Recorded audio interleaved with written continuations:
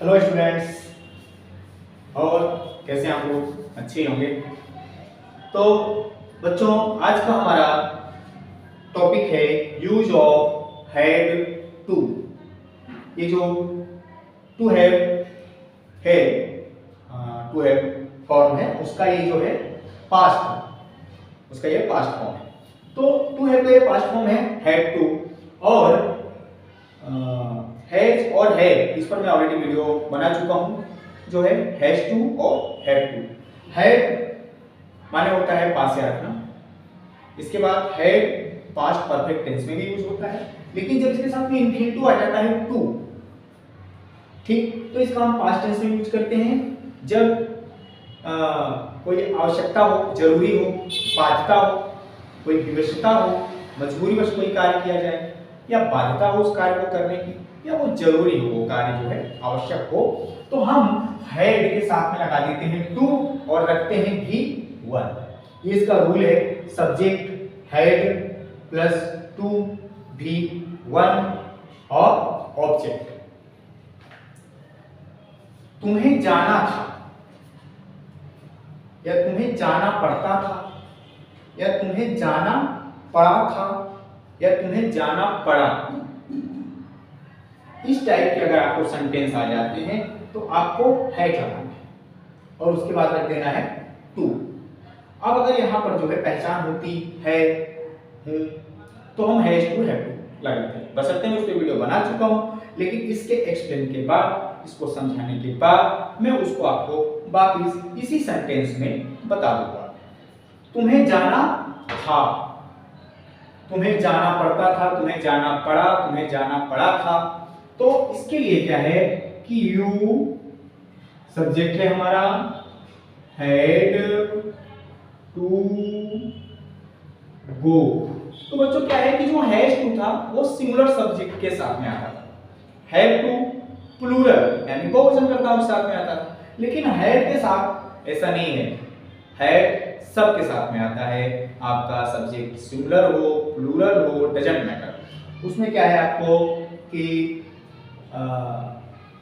he see it name had, he see it name हो या I भी you दे हो, यानी आपका सब्जेक्ट चाहे ये हो चाहे ये हो, यानी एक वचन करता हो चाहे बहुवचन करता हो, सबके साथ में आपका हैड टू आना है।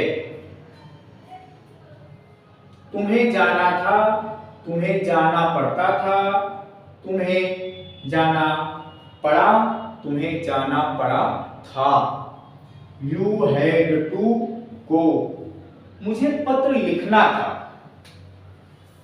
या मुझे पत्र लिखना पड़ा। आई सबके साथ had to write a letter, मुझे पत्र लिखना पड़ा। संध्या को पढ़ना था, Sandhya had to read, Sandhya को पढ़ना पड़ा या संध्या को पढ़ना था, एक ही चीज। रवि को, रवि को छूट गया हमारा, रवि को स्कूल जाना था, तो Ravi had to go to school, Ravi को स्कूल जाना था, रवि को स्कूल जाना पड़ा, रवि को स्कूल जाना पड़ा था। तो Ravi had to go to school, ये जो टू है इंफिनिटिव या हैड के साथ में आया है और जाने के अर्थ में हम टू का प्रयोग करते हैं, गो टू। तो Ravi had to go to school, Ravi को स्कूल जाना पड़ा या जाना था। श्याम को आना था, Shyam had to come, Shyam को आना था, तो भी वन लगाते हैं हम, हैज टू हैड टू में भी वन लगाते थे हम, और हैड टू इसमें भी हमारी V1 ही आएगी। 2 आ गया इनटू और पहले आ गया जो है इनटू, तो उसमें क्या है जो आपकी जो वर्ब है वो फर्स्ट फॉर्म में हो जाती है। तो Shyam had to come, Ram को गाना था, तो Ram had to sing, Ram को गाना था। तुम्हें काम करना था, यू हैड टू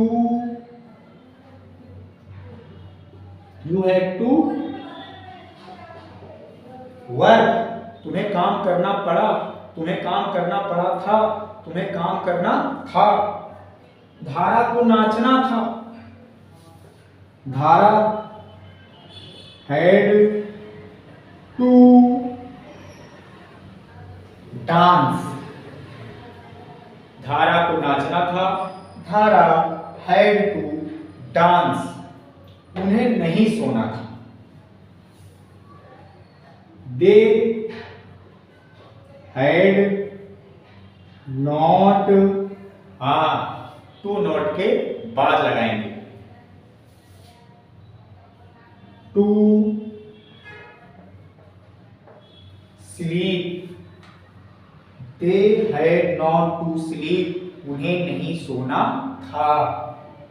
क्या उसे खाना था? नेगेटिव सेंटेंस इसलिए लिया कि आपको नेगेटिव वर्ड पता चल जाए। इसके बाद मैंने एक इंट्रोगेटिव सेंटेंस इसमें रखा है कि अगर इंट्रोगेटिव सेंटेंस आ जाए तो हम क्या करेंगे, तो जैसा हमने हैज टू और हैव टू में किया था सेम कंडीशन आपको वही रखनी है। उसमें भी हेल्पिंग वर्ब पहले आई थी, उसमें तो 2 हेल्पिंग वर्ब थी, सिंगुलर के लिए अलग, प्लूरल के लिए अलग। इसमें हैड है और ये सबके साथ में आती है, तो यहाँ पे आपको हेल्पिंग वर्ब आगे रख देनी है हैड। ही टू ईट, हैड ही टू ईट, क्या उसे खाना था, क्या उसे खाना पड़ा, और लास्ट में क्वेश्चन मार्क। इस बात का ध्यान रखें कि अगर इंट्रोगेटिव सेंटेंस है तो अंत में प्रश्न सूचक चिन्ह मतलब क्वेश्चन मार्क जरूर आएगा।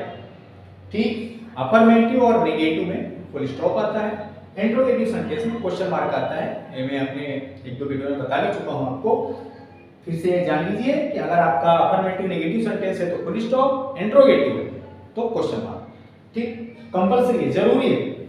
क्या उसे खाना था, क्या उसे खाना पड़ा, हैड ही टू ईट, ये आपका हो गया सिंगुलर सब्जेक्ट हो या प्लूरल सब्जेक्ट हो, एक वचन करता हो या बहुवचन करता हो, सबके साथ में आपको हैड लगा देना है। उसके साथ में इंफिनिटिव टू है तो वो तो आएगा ही जो है।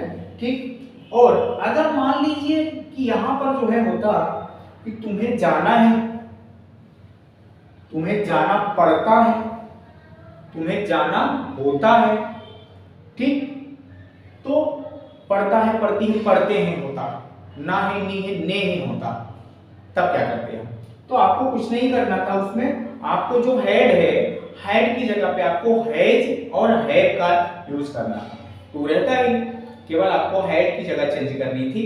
वहां पर अगर आपका सिंगुलर सब्जेक्ट होता, जैसे मैंने यहाँ पर अलग से हैड टू लिखा, यहाँ पर अलग से हैड टू लिखा, साथ में भी लिख देते क्योंकि दोनों के साथ में यानी सबके साथ में हैड टू आता है, लेकिन इसीलिए इसको अलग लिखा कि आपको हैज टू और हैव टू को समझा सके।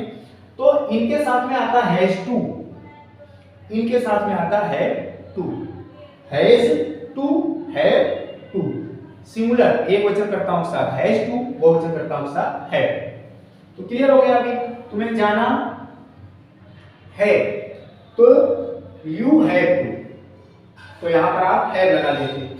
मुझे पत्र लिखना है, आई, आई के साथ में हैव, मैंने आपको बताया कि यहां पर हैव आता और यहां पर हैज आता।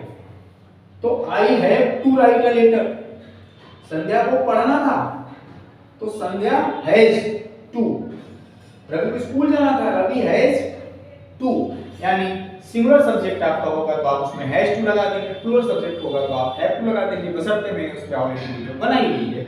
अभी के लिए आप ये जानिए कि हैड टू अगर लिखा था थी आ गया, पढ़ता था, पढ़ती थी, जाना था, आना था, खाना था, लिखना था, सोना था, जागना था, ऐसे सेंटेंस आ गए जिसमें बाध्यता है, आवश्यकता है, जरूरी है, विवशता है, तो आप वहां पर हैड टू का प्रयोग करेंगे।